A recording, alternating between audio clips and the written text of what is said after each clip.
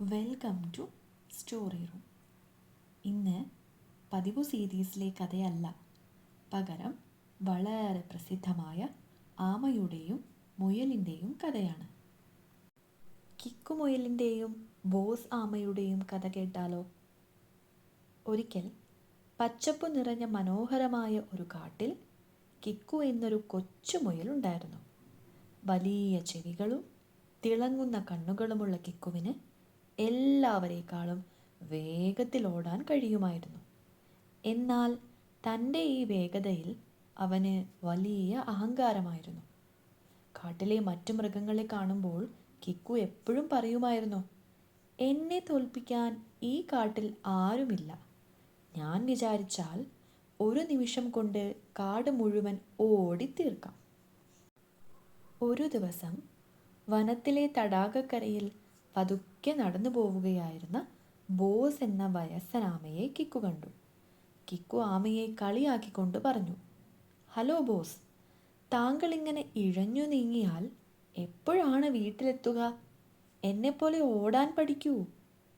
Boss പുഞ്ചിരിച്ചുകൊണ്ട് പറഞ്ഞു, കിക്കു, വേഗത മാത്രം പോരാ, ക്ഷമയും സ്ഥിരതയുമാണ് പ്രധാനം. വേണമെങ്കിൽ നമുക്കൊരു ഓട്ട മത്സരം നടത്താം. ആര് ജയിക്കുമെന്ന് കാണാമല്ലോ. കിക്കു ഉറക്കെ ചിരിച്ചു.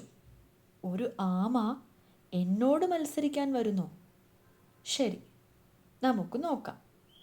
അവർ കാട്ടിലെ വലിയ മരച്ചുവട്ടിൽ നിന്ന് മത്സരം തുടങ്ങി. മത്സരം ആരംഭിച്ചതും കിക്കു മിന്നൽ വേഗത്തിൽ മുന്നോട്ട് കുതിച്ചു. എന്നാൽ ബോസ് തനിക്കാവുന്ന വേഗത്തിൽ ഒട്ടും വിശ്രമിക്കാതെ പതുക്കെ നീങ്ങിത്തുടങ്ങി. പകുതി വഴി എത്തിയപ്പോൾ കിക്കു തിരിഞ്ഞു നോക്കി. ബോസ് വളരെ ദൂരെയായിരുന്നു. ഈ ആമ എപ്പോൾ ഇവിടെ എത്താനാണ്?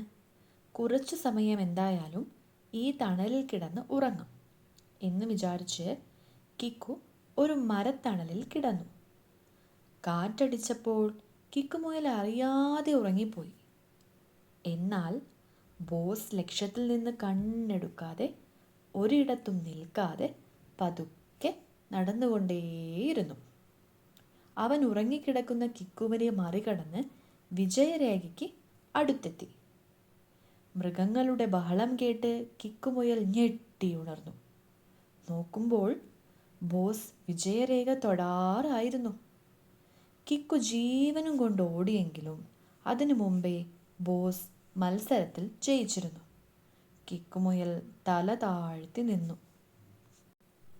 ഈ കഥയുടെ ഗുണപാഠം എന്താണ് കൂട്ടുകാരെ? അഹങ്കാരം നാശത്തിന് കാരണമാകും. അമിത ആത്മവിശ്വാസത്തേക്കാൾ കാര്യങ്ങൾ ക്ഷമയോടെയും സ്ഥിരതയോടെയും ചെയ്യുന്നതാണ് വിജയത്തിലേക്ക് നയിക്കുന്നത്.